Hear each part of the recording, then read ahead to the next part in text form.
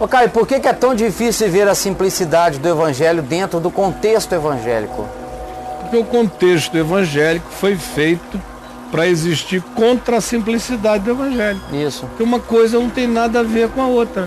O lugar mais fácil para você viver a simplicidade do evangelho é no mundo. Menos na igreja. Igreja, entre aspas, caracterizando e caracterize-se assim a maior parte das igrejas. Mas não precisa ser igreja doida dessas que a gente acusa aqui, denuncia.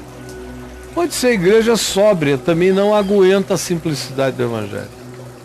É qualquer uma, né? Uma vez eu cheguei numa igreja, numa cidade muito próspera do Brasil, e numa das igrejas mais prósperas do Brasil. Rica mesmo. Só gente rica eu conhecia, muita gente rica daquela igreja. Presidentes de banco, de grandes conglomerados, empresários industriais, políticos, presidentes de autarquia, gente muito, muito interessante na cidade e no estado. E eu ia sempre no aniversário daquela comunidade pregar lá. Cheguei lá um dia para pregar e eu soube, antes de eu ir, que um determinado indivíduo, irmão de uma pessoa que eu conhecia, também muito conhecida essa pessoa, no meio cristão em geral, o irmão dela estava se congregando lá. E eles não eram evangélicos. Esse irmão tinha se convertido recentemente. Mas o irmão mais velho dele é conhecido no Brasil inteiro, no mínimo, como personalidade. Aí eu falei, é verdade que o irmão do fulano está se congregando aí com vocês? Ah, tá. Aí quando eu estou lá no púlpito, alguém me mostrou, olha, o irmão do fulano está ali. Aí eu vi aquele carinho bem simplesinho, um terninho roto, entrando, humildezinho, sentou num canto. Eu falei, irmão do fulano, é. Aí a pessoa virou para mim e falou, mas é esquisito, reverendo. É esquisito, rapaz. É um bom moço, mas muito esquisito. Olha, ele é formado em macroeconomia, com mestrado e doutorado na Alemanha e na Bélgica. Mas ele largou isso tudo para trabalhar na roleta do ônibus, ser cobrador. Cobrador de ônibus. Cobrador de ônibus.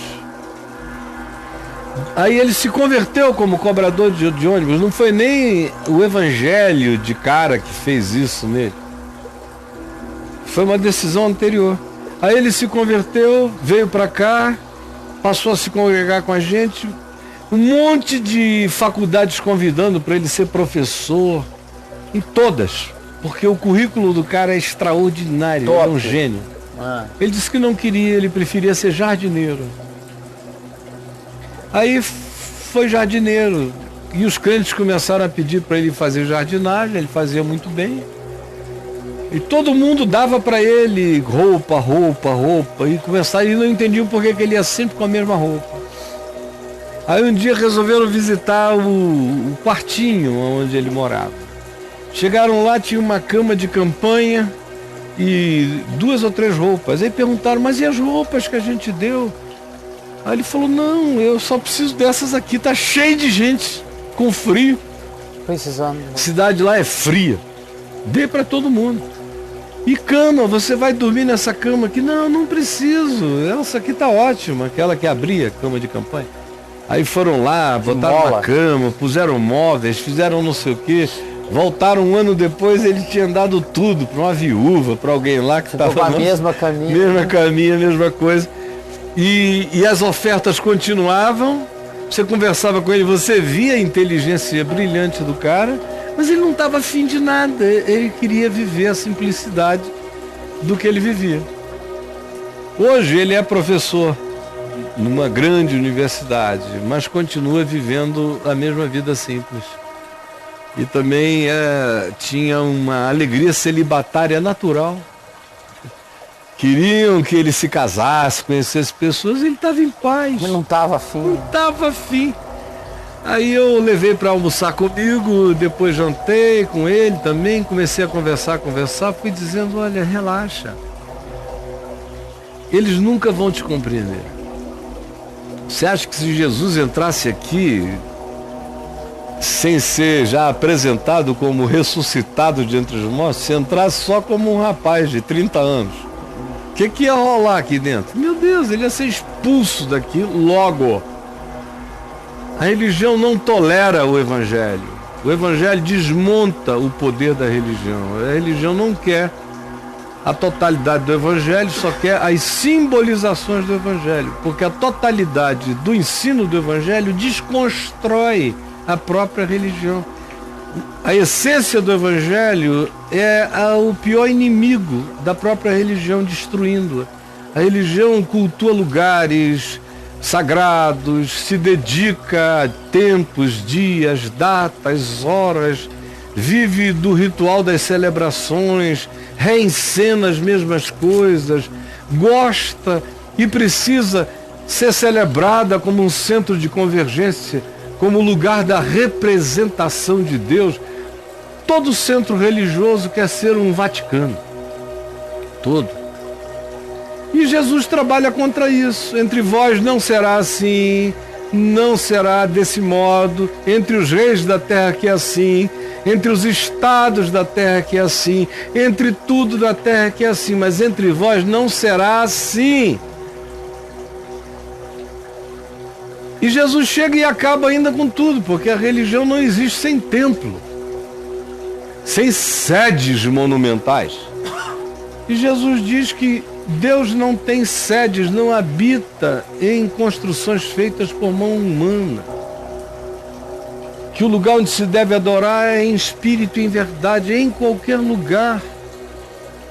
Você pode ir até um lugar, mas não para adorar a Deus. Eu vou a um lugar como uma praça de encontro humano, mas não é para adorar a Deus.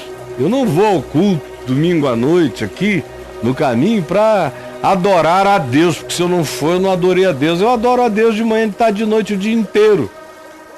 Eu vou lá para anunciar o evangelho que edifica, exorta e consola, e para ver irmãos. E ver que eles estão se encontrando e se fazendo bem. E sendo motivados para seguir e viver o evangelho. Só isto. Adoração a Deus não tem nada a ver com nada disso. E quem continua a vender essa história do levita, do lugar da adoração, da casa da adoração, está trabalhando para manter o lugar cheio, porque sem um lugar cheio não haverá as contribuições necessárias para manter o lugar. E é preciso que cada um que vai ali ache que aquele cara é o legítimo representante de Deus para receber o dinheiro de Deus e aplicar conforme a vontade de Deus. Ora, o evangelho acaba com isso. O evangelho destrói essa lógica. Por isso é que é impossível viver a simplicidade e a totalidade do evangelho da graça de Deus, eu diria, em qualquer das estruturas religiosas que eu conheço. A moçada gosta muito de Jesus, mas nem tanto. Diz que ama Jesus, mas não suporta o evangelho. Vamos lá, brother? Só temos 30 minutos. Caião,